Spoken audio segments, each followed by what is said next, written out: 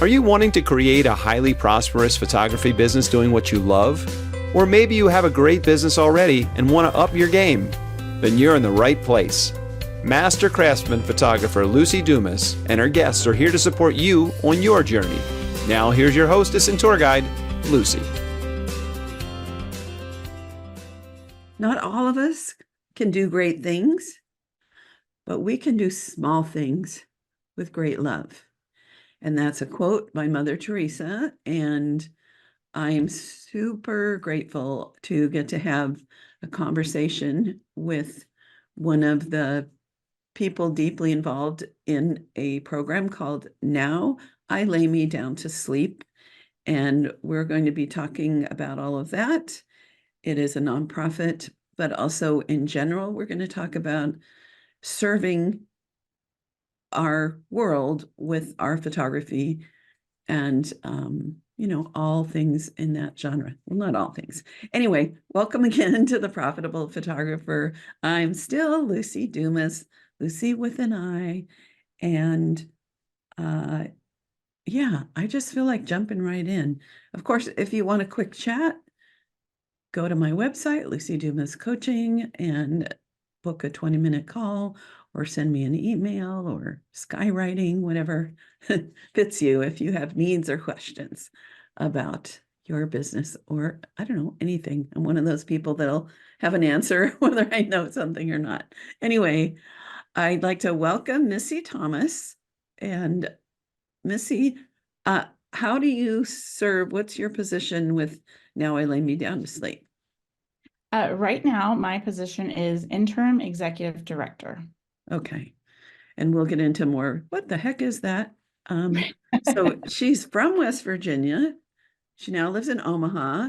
She has a BA in English, an MS in accounting, and she has kids and dogs and a husband and all that. And she likes reading. So maybe after we're going to swap book favorites. Don't let me forget that. I love to talk books. Always open to that. Yeah. She's been with Now I Lay Me Down to Sleep since 2015 and has served as dispatcher, assistant to the photographer, retouch artist, affiliate photographer, coordinator, medical program manager, director of programs, and she's now as she just said, the interim executive director. All right. So, hello. Hello. It's nice to meet you. You too. So what is NILMDTS?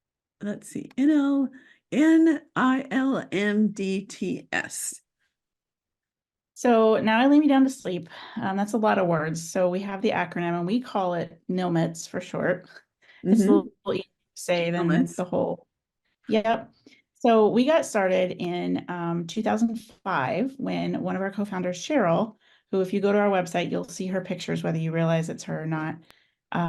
She was having her fourth baby, son named Maddox, and it was a healthy pregnancy. Everything was going as planned, and he was born, and they knew pretty much right away something wasn't quite right. And that was on February 4th of 2005.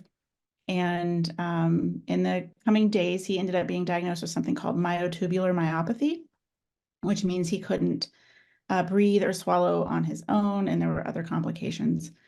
So when he was 6 days old on February 10th, Cheryl and her husband Mike made the decision to remove life support from Maddox. And as they were in the hospital that night, her husband had walked by some photos in the hallway of healthy babies that you would see labor and delivery or NICU department. And they started thinking, like, we have pictures of our other children. Why can't we have pictures of Maddox too, And they had taken some with a snapshot camera, but it's just a point and shoot, it's nothing fancy. And she said that all she could see when she looked at the photos were their, red eyes and tear-stained cheeks and all the hospital equipment and everything like that. It didn't bring comfort. It just reminded them of how awful it was. So Mike ended up calling the photographer that had taken the photos that were hanging in the hallway and asked if maybe she could come do a newborn shoot real quick. And he was told that she had some availability the next morning. And he said, "Oh, sorry, that'll be too late." And that triggered the receptionist to pry a little deeper, and find out what was going on. And so they worked it out. Sandy, the other co-founder, ended up kind of dropping everything and coming that night to take photos of Maddox. And they now have these beautiful images of Maddox. They took some while he was still connected to some of the equipment. And then she took some afterward without all of those. And so now Mike and Cheryl have these gorgeous photos to hang on their walls next to their other children. And they realized pretty early on, Cheryl and Sandy did, that this was a real need. And loss happens all the time, but people don't talk about it, so that was in February, and by April of that same year, we were a 501c3 nonprofit. It happened pretty fast after that. We've just skyrocketed upward since then. The need never goes down. So it didn't start with a photographer. It started with someone who was having a major unfathomable loss, and then realized it was a need in the world. Is that right? Yep. Her and then the photographer that came that night were the two co-founders. They started it together. I love it. And what year was that? 2005. 2005. Wow. So I've been in this business for 40 years, and I do remember when that started and hit the scene. And because I've been actively involved in the Professional Photographers of America my entire career, of course, that's where I first discovered. Now I lay me down to sleep somehow within that. So what I don't know.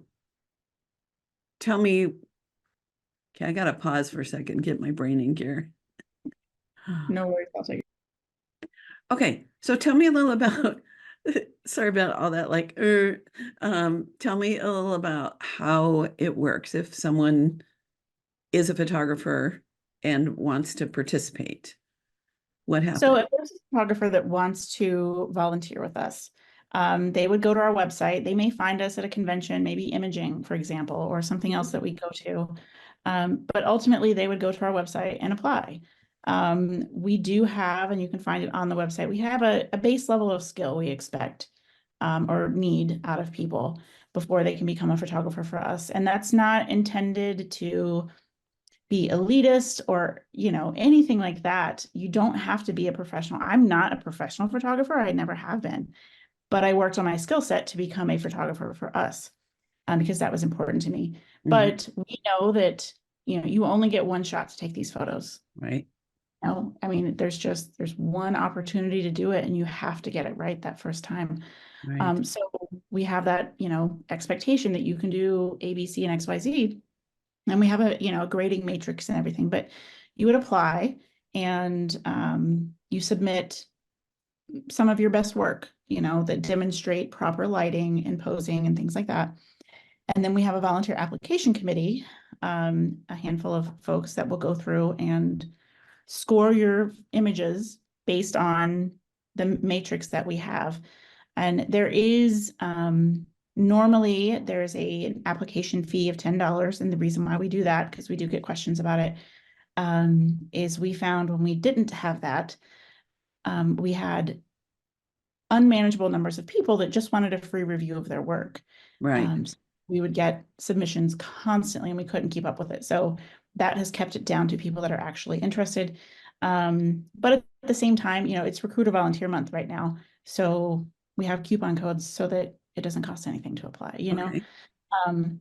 But the volunteer application committee goes through scores, and a certain score will get you an accept. A certain score will get you a decline, and then there's some play in the middle for accept, but maybe with mentoring. You'll work one-on-one. Needs to improve. Right, just a little. Maybe their focus is a little off, or the lighting just isn't quite there. So they'll work with a mentor to work on those skills, and then be ready to go. Okay. And occasionally they'll be asked for additional images for some reason. Okay. And submit those. So just to page back a little, when you were talking about the loss of, who's the founder? What's her name? Cheryl Haggard. Cheryl. So when I was new in photography, I had a friend who had a baby, and I photographed that little sweetheart at about 2 or 3 weeks, both by herself and with her mom. And at 4 months, the baby passed of crib death.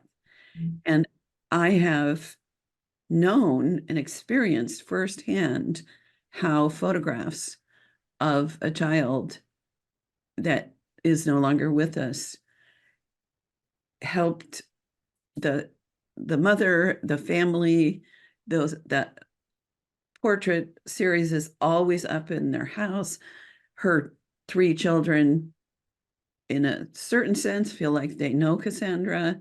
So I know how deeply special that can be and important that can be. Now, she didn't realize what was going to happen, but and years later, she became a photographer, and she has been Now I Lay Me Down to Sleep photographer for years, because of course she understands the loss and wants to give back and, use her heart and her photography skill for that. So so I'm trying to decide. So I want to go first. I guess we'll get back to the practical in a minute, but what do people need to be prepared for? How do people know it might be a good fit for them emotionally? Can you talk about that? That's a tough one. We get asked a lot, how do you do this? How could you, it sounds awful. And it is, it is. And it's hard to convey to people though, how capable they are, because there's not a photographer that we have that didn't at some point think, I could never do that, like for a variety of reasons. I'm too emotional. I would cry, and we're always willing to talk to them about that. And there's information on our website about, frequently asked questions, and we address those sorts of things. But what we always tell them, and what, a recruitment coordinator who does have a lot of these conversations with them, who is a photographer for us, and she lost a full-term baby 12 years ago. But what we tell them is, you can do it. You maybe don't realize it. You think it sounds like the impossible, but you really do. When you're in those moments, you go into photographer mode. You are really, and I can say this with certainty because I do it myself, but you go in, and yes, there's a lot going on, and there are a lot of emotions, but emotions rather. And but you're really focused in on, you're checking your settings, you're making sure you got the you're reviewing the images you took. You're really like, that this is your one chance, you're doing this really important thing, and you don't go in and just zone out and start taking in the room instead of doing what you're supposed to do. Right. But at the same time, we tell people it's okay to cry, like, it's fine. We're human. They're not expecting anything less than human to walk into the room, and sometimes it's super emotional, sometimes it's not. Everybody grieves differently. And my line is always, I have never walked into the same room twice, it's different every single time, and it's different for a variety of reasons. Every mom reacts differently, every dad reacts differently. Sometimes there's not a partner, sometimes there's grandparents, sometimes there's little siblings, sometimes, it's just, you can't possibly predict what you're going to walk into. And some of them are very joyful. The family's very happy to have met the baby, and maybe they knew this was coming. And that's a totally different situation than the mom who showed up this morning in labor with a full-term baby, and they checked her in, there's no heartbeat. It's a very different dynamic in there. So some of them are going to be emotional, and crying is fine. And the family, in the instances we have gotten feedback, the family says, like, that meant a lot to them. They're like, oh my gosh, you care about my baby too, like, is it feels very, from what they say, like, it feels very isolating to have lost it. You can't imagine that anybody else can understand what this feels like, Right. And see other people touched by that. You're like, okay, what I'm feeling makes sense, because even they're upset about it. So yeah, You can. Our training does, because once you're accepted, you go through our training, and our training isn't designed to teach you how to take photographs, because we assume you know that coming into it, Mhm. But our training is to prepare you for this unique type of work. And we kind of go over different scenarios and walk you through what a typical session would be like, and what it's like to walk into the room, what to say, what not to say, prepare you for all of those things so that when it's time, you feel like you're ready for this. And anyone that ever has hesitations or reservations, there's other options too. You can shadow somebody else for a while, become a photographer. You may not be ready to take one on your own, but if there's a local photographer around you, next time there's a need, maybe go with that person, see how they operate. And even here in my local area, we have a pretty good track record of shadowing each other and assisting each other. And Mhm. that's helpful even for people, that have done dozens or hundreds of sessions, is see how other people are doing it. You learn something every single time. Mhm. And photographers in this community are just fantastic at wanting to impart their knowledge onto someone else, because, you just learn so much doing this work that you're just not going to necessarily learn anywhere else. Such as what? I would say it's a little hard for me coming from a non-professional photographer background. Mhm. But speaking of the photography specifically, there's just so much I've learned about lighting. And, I know I know where the lighting needs to come from, Mhm. but learning how to make it happen, maybe in a small, dark hospital room where there's no windows or it's late at night. That's a very different ballgame than great, beautiful, gorgeous window light that, you hope you walk into, but you rarely do. Um, so it's hard sometimes to, bend the light exactly the way you want it to, or get the right amount of light, or, have enough of the light falling off so that it, takes care of all the background distractions of the hospital room. And sometimes you have a situation, I've had it, it's not as common, but I've worked with families who the baby was still alive, but was very sensitive, and we couldn't have lights on, Mhm. even flash was a challenge, and my camera is great and low light and all of that, but it's still a real challenge, but you learn all kinds of things like that. And like myself, before I applied, I can shoot in manual mode, I can do those things, Mhm. but really learning how those things affect each other has been pretty tremendous. Okay, The so um, so the number one is people are trained in the process that's be not about the photography itself, but you get training for how to handle the experience, right? Mhm. And then number two, one of the strong benefits is that you learn things about photography, like lighting in challenging situations or easy situations, that to be able to assess and come up with um, lighting that gets the job done. Right. Right. So, what would be a third way that a photographer grows in doing this, or maybe even any nonprofit, or I mean, any service? Yeah.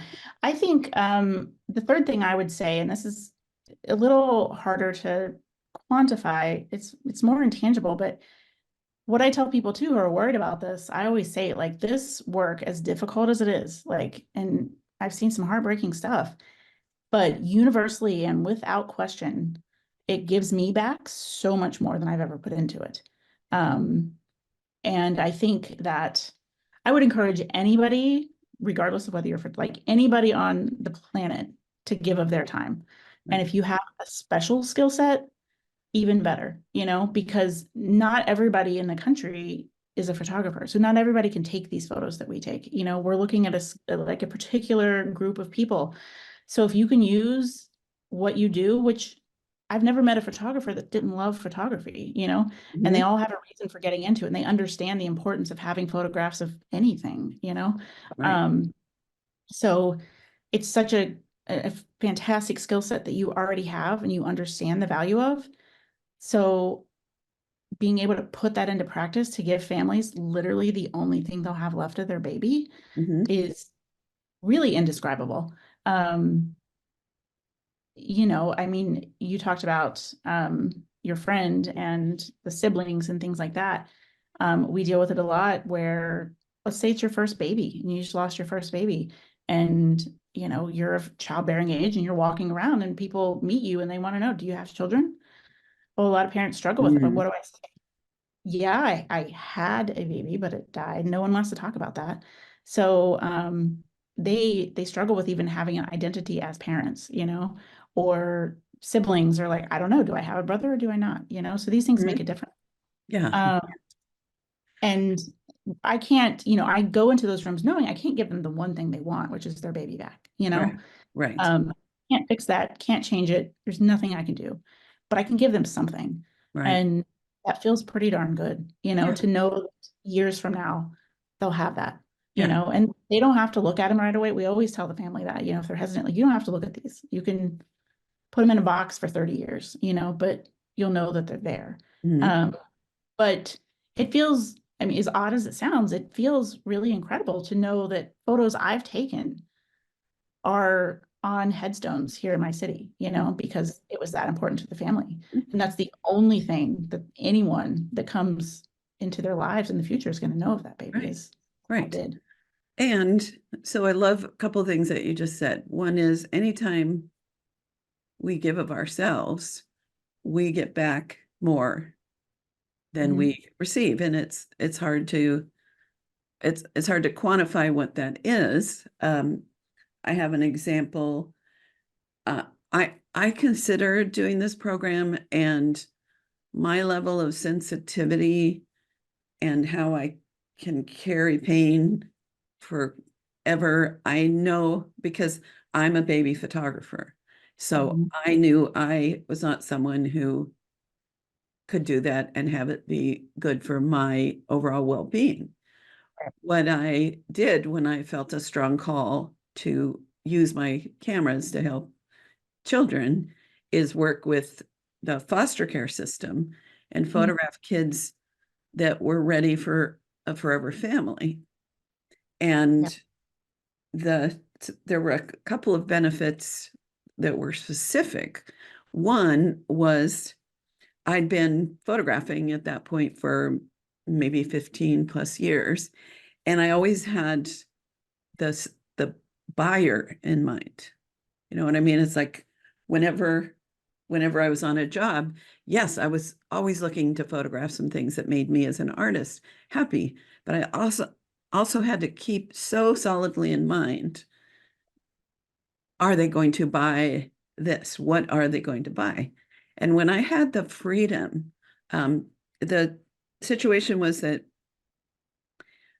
there were 12 churches who agreed to take on a child or a sibling group and help find homes within their community, use their community and influence to find this one set of kids or child.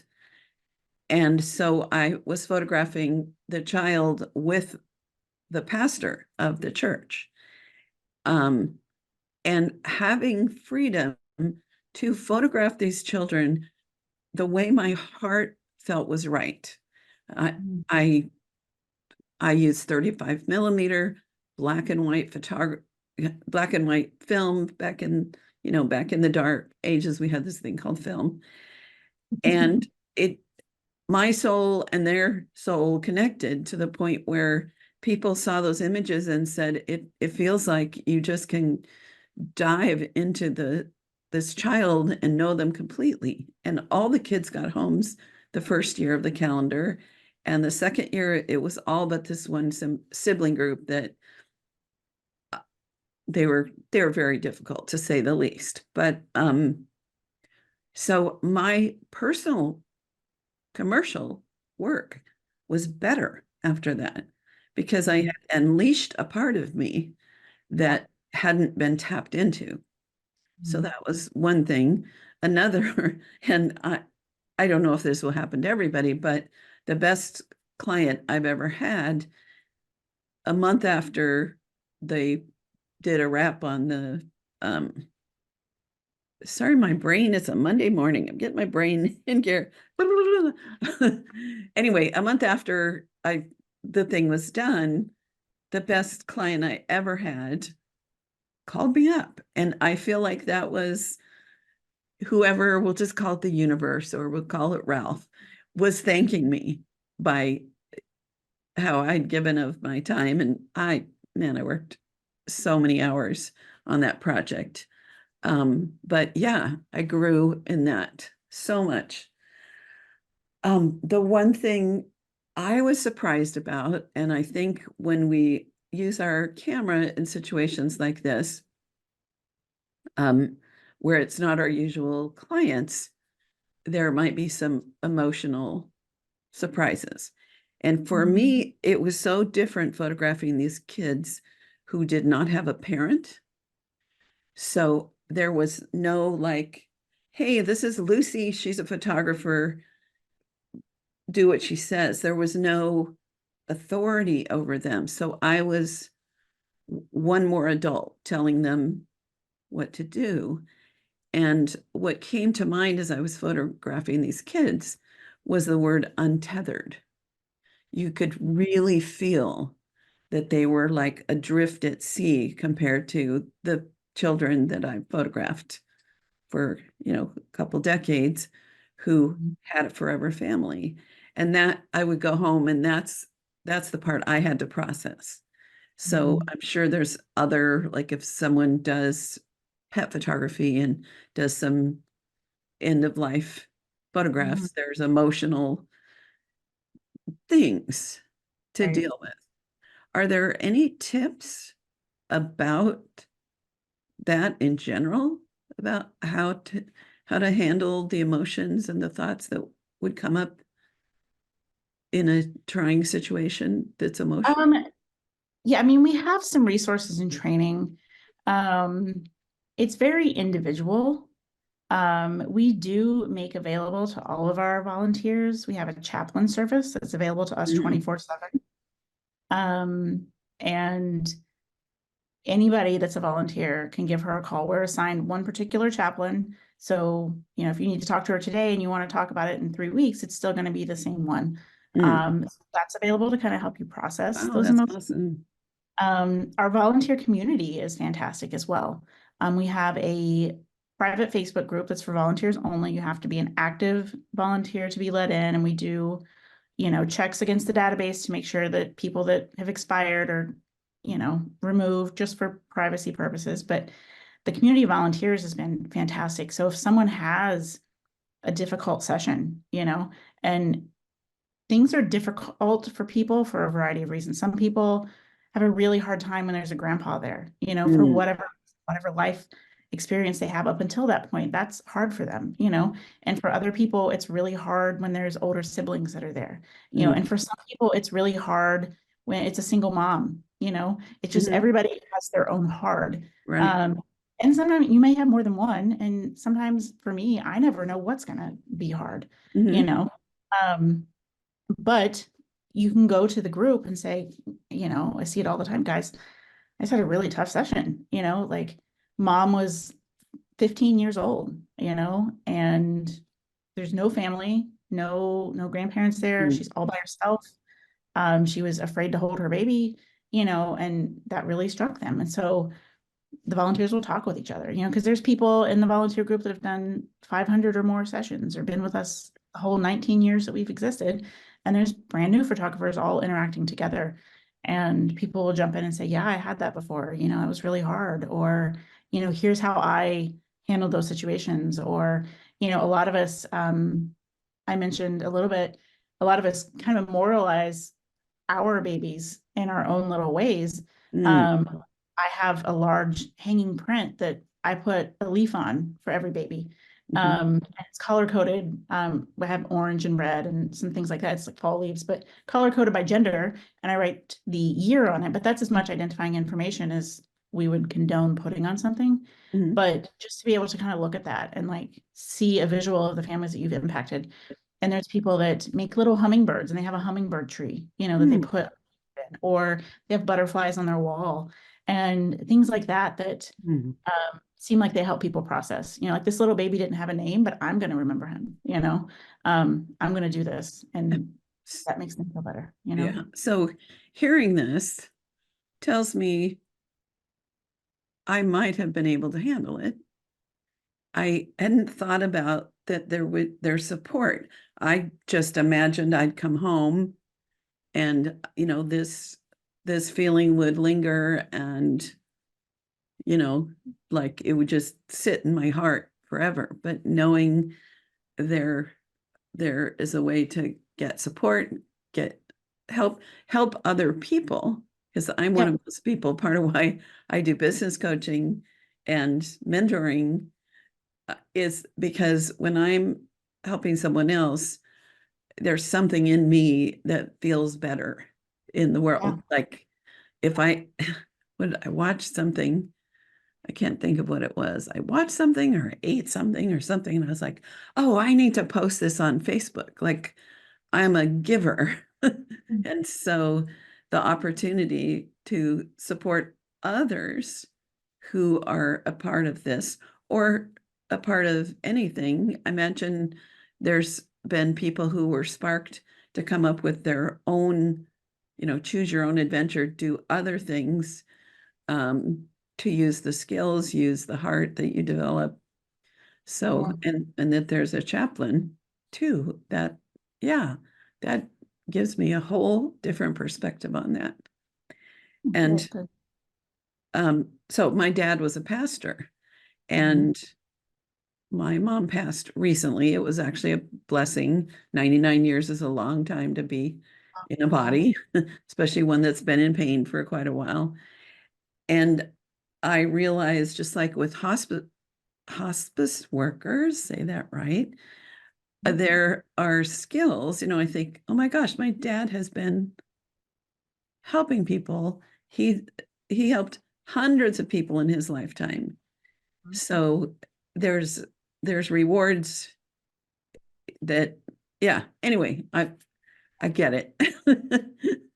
I get I'm it. one of those people too. I'm very empathetic, and I tend to absorb the pain of a situation, and that's no different here. I feel it, you feel all the emotions, and some more deeply than others. And I was talking to someone not that long ago, like you leave those rooms sometimes and you walk out into the world, and there's nothing that'll give you perspective like this kind of work. You can be fed up to your eyebrows with your kids or your spouse or your dog or anything, or work's not going right, and then you forget 100% of that in those moments. And you walk out, I've had this experience many times. You walk out of the hospital and, the cold air hits you or whatever, and you're just like, wow. And you think to yourself, like, the world's just going on, like, does the world even know what's happening in there, like Starbucks has the audacity to keep the drive-through open at a time like this, Right. So it reminds you of all those things. And as much pain as I absorb, and, there's sessions I've struggled with, there's sessions I still, I'm like, gosh, that one still hurts deep down. But when I think about all the families I've worked with, and I can go into the database and I can go through, I can remember every single one of them.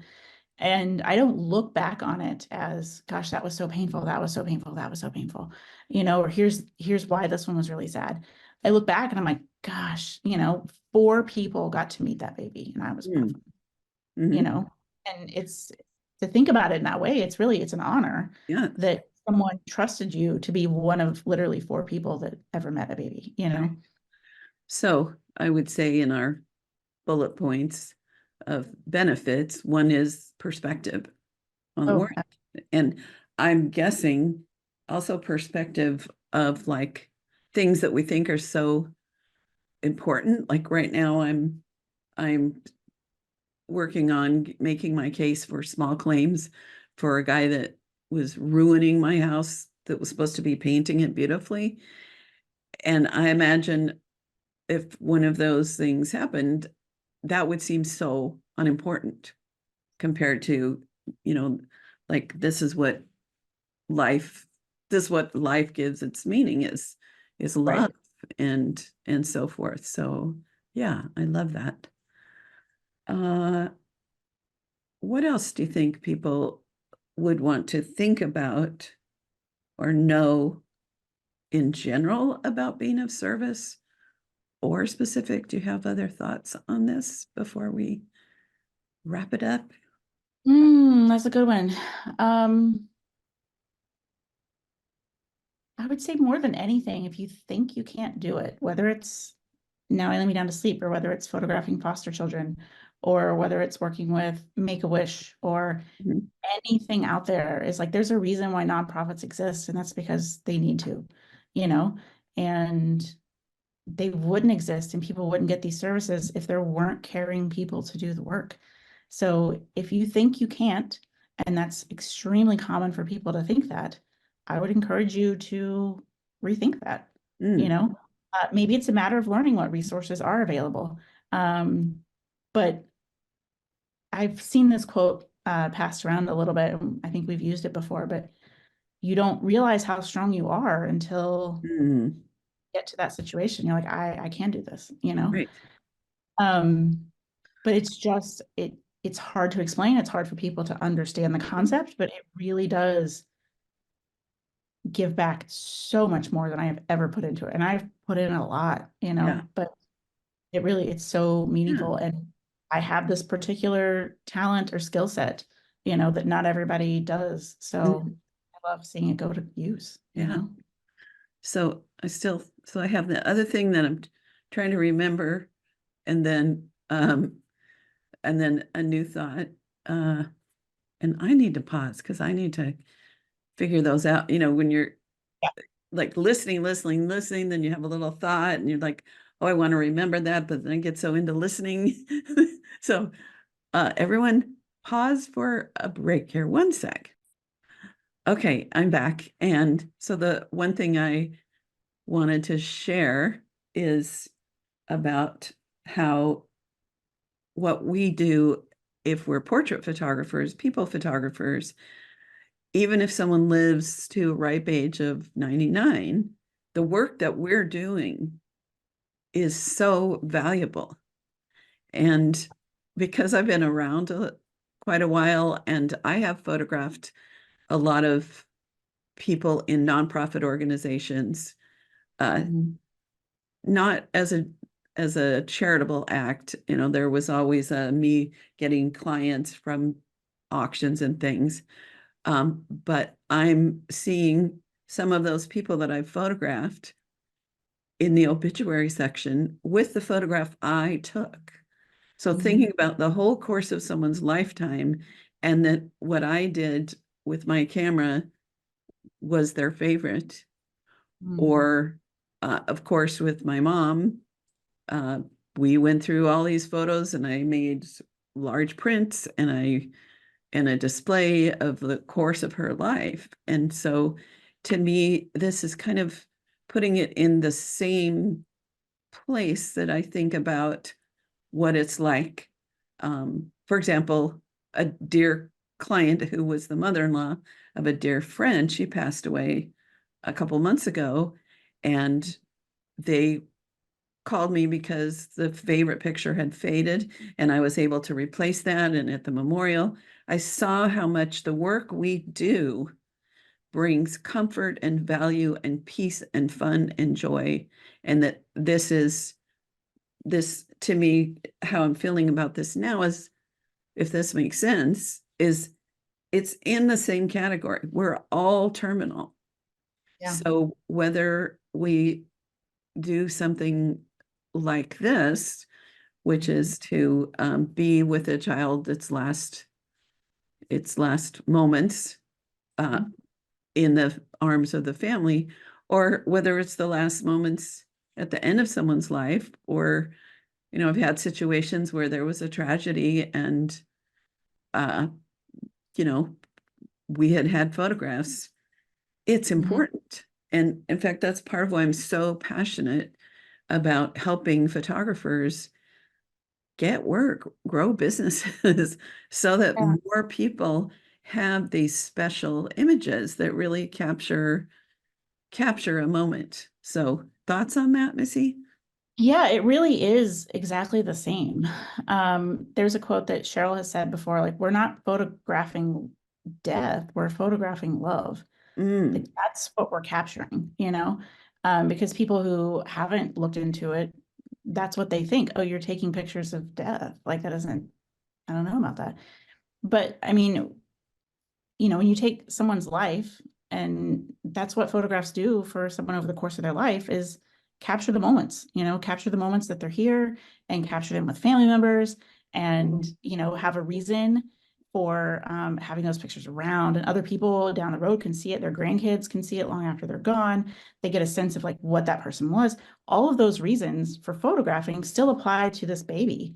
It's just a much shorter timeline, Right. We're still there to get those pictures of the family and of how much they love these people and what things were like for them that day. All of those things, it's just a much shorter time period. Yeah. And that's what you're doing. It's the same reason why photography sparks passion in people in all kinds of ways. Right. I love it. Thank you so much, Missy, for saying yes to being on the show. I had interviewed, I'm trying to remember who it was. Who was it that connected us? Suzanne Ledig. I'm sorry. Suzanne Ledig. Yeah, I thought you said Zan, and I was like, Zan? Suzanne Ledig. And we had a great conversation about that, and then thought, we should go right to the source and have somebody from NILMDTS. However, now I lay me down to sleep. So if someone is interested in finding out more, where should they go? They would just go to nowilaymedown-to-sleep.org. Okay. That's simple. And there's info on there, whether you're a healthcare provider and need training, or a photographer, or a parent that needs our services. It's all there. I love it. And so do you have any last thoughts for someone to take away on this whole topic of giving of ourselves and our time and our talent? The only thing I'd say is just do it. Like, it's, time's going to pass anyway. You might as well make the most of it. Yeah. Just do it. It will reward you if you try it and it's not your thing. Well, you try it. That's fine too. Just everybody should do what they can to help others. Right. Yeah. Not a photography thing. It's just a human thing. So yeah. And we're always better for it. So, 100%. Sometimes, like, I think I get more out of coaching than my coaching clients do. Don't tell anybody that. Yeah, anytime we do anything, we have the opportunity to grow and not just impact the world, but impact ourselves. Doing this podcast has been listened to in 97 countries. And I know that I've gotten more benefit than anybody that's listening, because I get to have these great conversations and learn. And my favorite thing is a great conversation. So thank you for having this great and valuable conversation. Maybe there's people in other parts of the world that are going to get inspired and connect with you guys and set up something. And, there's lots of countries with people listening. So if you have an idea, go for it. I'm saying, dear listener. All right. Well, thank you. Thank you. Thank you, Missy. Thank you. It's been a pleasure. Likewise. You have been listening to The Highly Profitable Photographer with Lucy Dumas. If you've enjoyed this podcast, please rate, subscribe, review, and share. To connect one-on-one and learn more about our coaching programs, just go to lucydumascoaching.com. Until next time, go have fun photographing and selling your work.